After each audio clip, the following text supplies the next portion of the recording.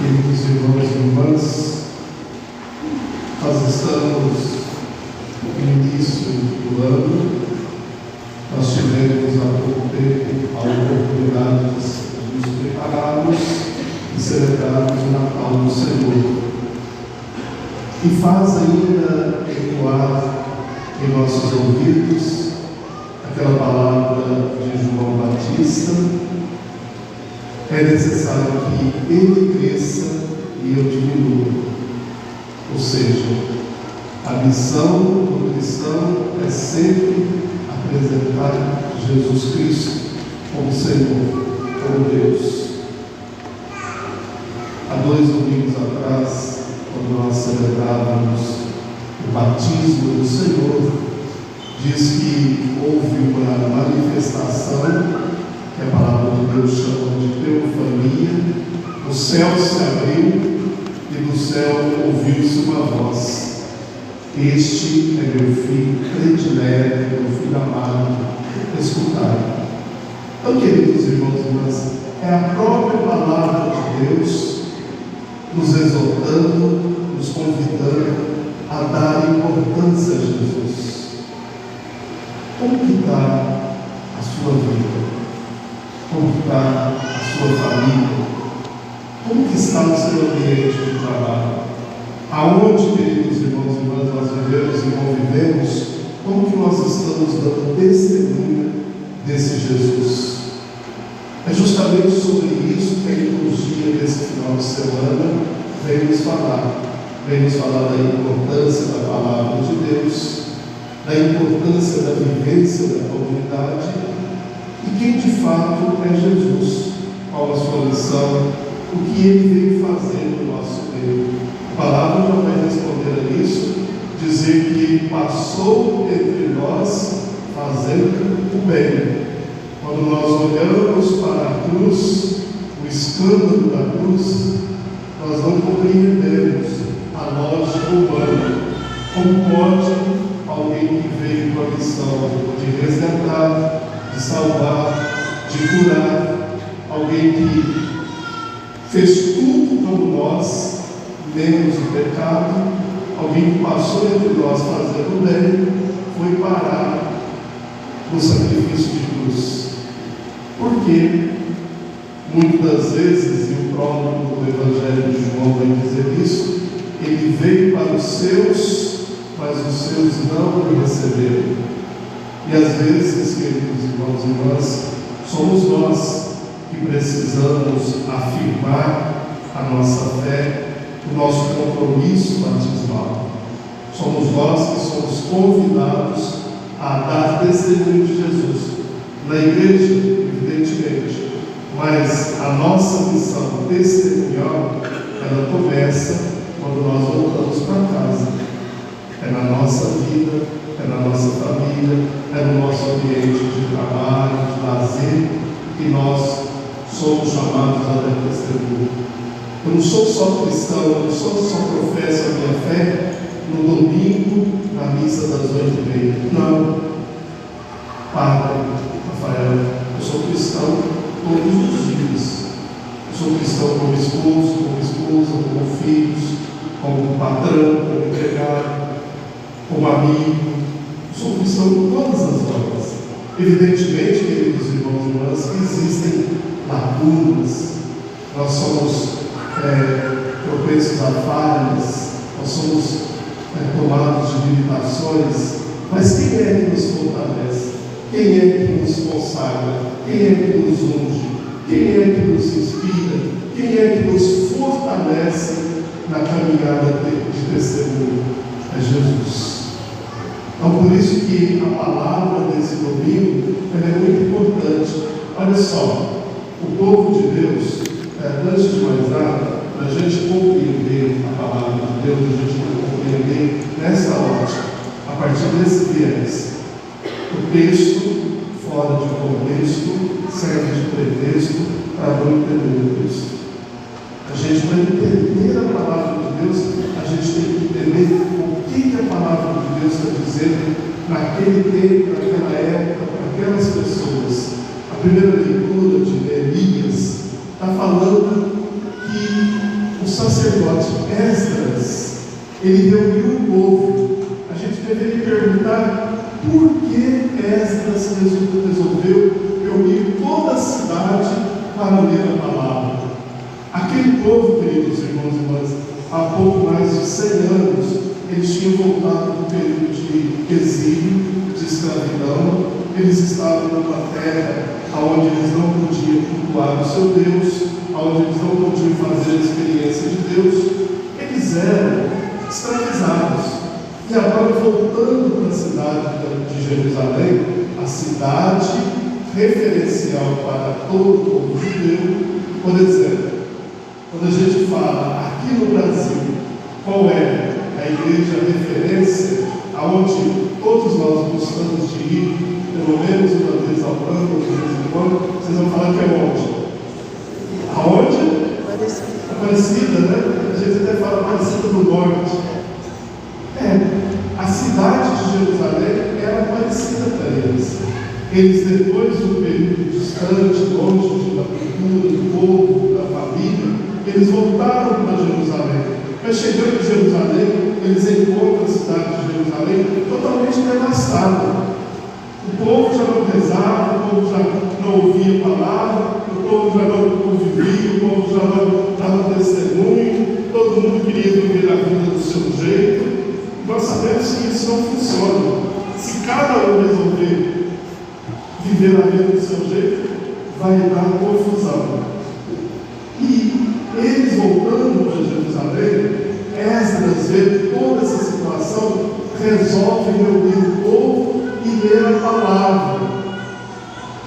Diz que todos aqueles que foram chamados estavam presentes, aqueles que podiam compreender.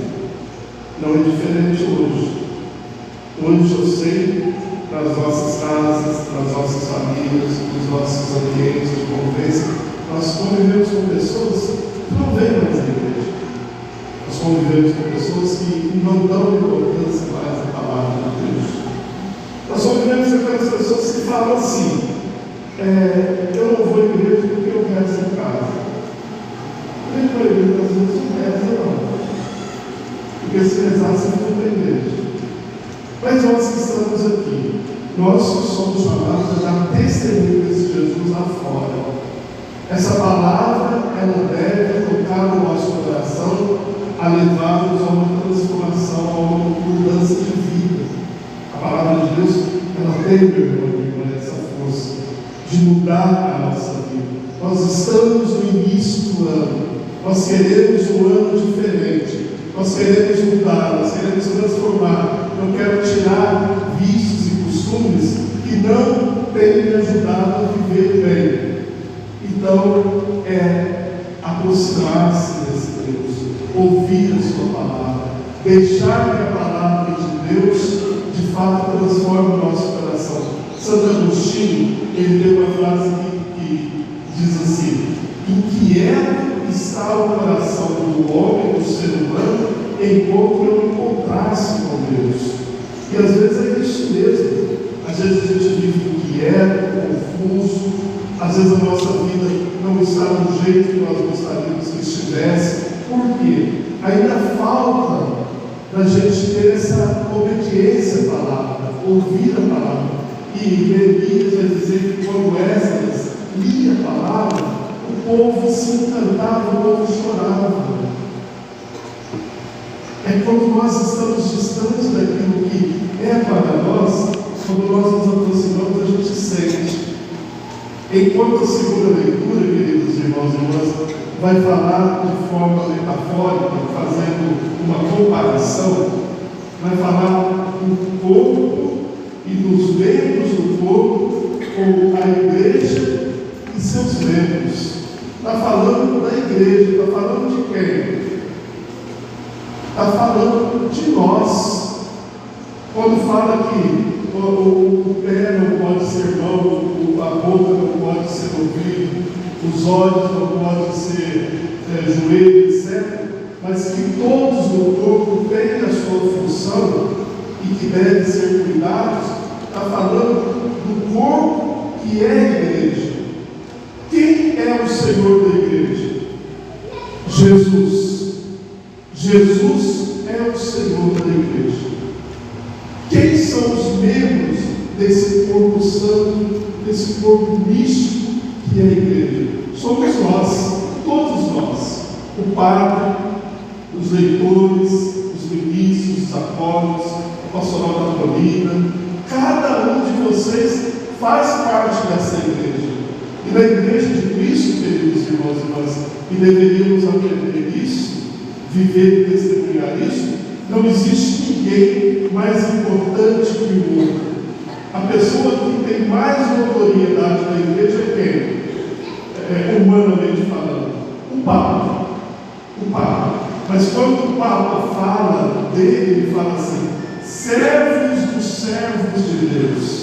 Aqui nessa mesa, queridos irmãos e irmãs, nessa mesa que nós celebramos a Eucaristia diário e dominicalmente, não existe ninguém mais importante que o outro. Nesta mesa todos somos iguais, todos fazemos parte da família de Deus, todos comemos do mesmo pão. Para dizer o seguinte: cada função que nós exercemos na igreja é função para ajudar a manter a harmonia desse povo. Se alguém da igreja quer ser mais do que o outro, quer parecer mais que o outro, está no lugar errado. Está no lugar errado. Aqui é quem lê o reino, quem vai servir, seja na igreja, seja aos enfermos, vai servir. O padre é mais importante? Não. Eu fui tirado do meio do povo, do meu povo, lá de Lavras, para servir ao povo de Deus. Hoje começa a servir a vocês, aqui em Nepomuceno, caminhar com vocês. Hoje vocês é minha igreja, hoje vocês são meu povo, hoje vocês são meus irmãos mais próximos. Então não existe o mais importante do outro. E ali no final da segunda leitura, chama a nossa atenção justamente para isso. Os apóstolos, os profetas, aí vai falar lá o último que foi falado de todos. No finalzinho vai dizer assim: todos são profetas, todos ensinam, todos realizam milagres, todos têm o dom das curas, todos falam em línguas, todos as interpretam. São perguntas. Todos? Não. Tem aqueles que falam em línguas, tem aqueles que interpretam as línguas, tem aqueles que curam. Nós temos pessoas que curam, tem aqueles que profetizam, tem aqueles que estão serviço. Não existe quem é maior ou menor. Eu só faço o serviço na igreja. Você exerce o ministério na igreja, você pertence à igreja, tem a mesma importância que todos. E o Santo Evangelho, queridos irmãos e irmãs, vai falar de forma poética, da forma como que São Lucas escreve o início do Evangelho, o prólogo do Evangelho. Fazendo o exódio, ele vai dizer assim: excelentíssimo Teófilo. Quem foi Teófilo? Theo, em grego, significa Deus. Quando fala teologia, estudo sobre Deus, e filo significa amigo. Quando Lucas fala excelentíssimo Teófilo, ele está falando: escreva você amigo de Deus. Quem é ou quem são os amigos de Deus? Somos nós. A palavra de Deus, o Santo Evangelho, é dirigido a nós, é para nós. Por isso que a gente deve conhecê-lo, por isso que a gente deve aprofundar. Ele não é uma coisa abstrata, uma coisa inventada, uma coisa sem fundamento. Olha, São Lucas, ele descreve de forma muito bonita. Olha, muitas pessoas já tentaram escrever a história dos acontecimentos que se realizaram entre nós, como nos foram transmitidos por aqueles que desde o princípio foram testemunhas oculares. O que é uma testemunha ocular? É aquele que viu. E ele continua dizendo assim: assim sendo, após fazer um estudo cuidadoso de tudo o que aconteceu desde o princípio, também escrever de modo ordenado a ti, ó amigo de Deus. Então, o Santo Evangelho, ele foi escrito para nós, ele é boa notícia para nós, ele é boa nova para nós, ele é capaz de transformar a nossa vida, se nós o acolhemos como amigos de Deus. Às vezes nós não damos a devida importância à palavra, ao Evangelho. E depois vai falar ali, se vocês pegarem o texto, pegou duas perguntas, uma bem no início do Evangelho, outra já no início do ministério de Jesus. Pulou do capítulo 4, se vocês olharem, para falar que Jesus começou o seu ministério. Como ele começou? Aonde ele começou? Na igreja. Fazendo o quê? Anunciando a palavra. Jesus ele foi no sábado na sinagoga, pegou o rolo do profeta Isaías e começou a ler.